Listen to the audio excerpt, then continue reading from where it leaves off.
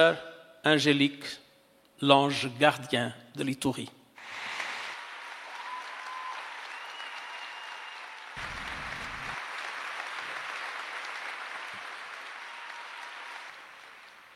Ces prix, ces médailles, n'est pas seulement pour moi, c'est aussi pour toutes les femmes, les jeunes filles et les enfants qui étaient enlevés par la LRA.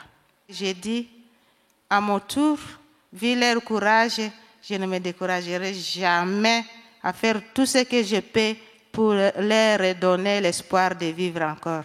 Encore une fois, merci pour vous tous. Bonsoir, Madame Angélique Namaïka. On est heureux d'être avec vous aujourd'hui. Vous venez d'avoir les prix Nansen ici à Genève. Comment vous sentez-vous? Je suis vraiment très heureuse de ce prix. De voir beaucoup de gens autour de moi. Cette présence m'a impressionnée encore parce que je ne m'attendais pas à un grand groupe comme ça autour de moi. J'ai trouvé que vraiment les gens ont donné de l'importance pour ce prix qui est destiné à moi. Je suis très heureuse vraiment de voir toutes les nations qui est venu de toutes sortes de langues que je ne suis pas capable de dialoguer, mais on traduit pour moi en français tout ce qu'il me donne comme mot de félicitation. Je suis vraiment très heureuse. Et c'est grâce à ces femmes, je pense que les femmes aussi à leur retour là-bas sont heureuses parce que je viens de parler en langue pour elles, pour manifester la joie que nous sentons avec elles présentement ici. Tonight, we recognize one true hero.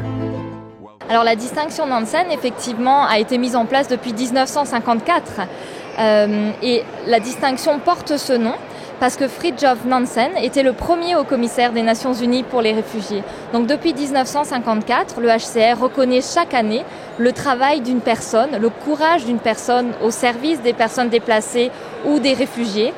Et cette année, c'est la sœur Angélique qui a été choisie par un comité de sélection qui a reconnu justement son courage et qui a été touché par son travail énorme malgré les difficultés, malgré le danger et malgré le peu de moyens qu'elle avait. Le message fort, je pense, par ce prix ce soir à la sœur Angélique est de montrer qu'avec du courage, de la persévérance, une personne peut faire la différence. La sœur Angélique, à elle toute seule, a aidé plus de 2000 femmes. Et c'est un message d'espoir pour la République démocratique du Congo, où souvent on entend plutôt des messages négatifs, on entend parler de la guerre, mais pas de ce qui est fait en fait pour aider les femmes. Donc c'est un message d'espoir et qui va encourager peut-être d'autres personnes à également s'engager. Pour cette année, j'ai 150 femmes que j'encadre. Mais depuis 2003, j'ai déjà formé plus de 2000 femmes. Oui.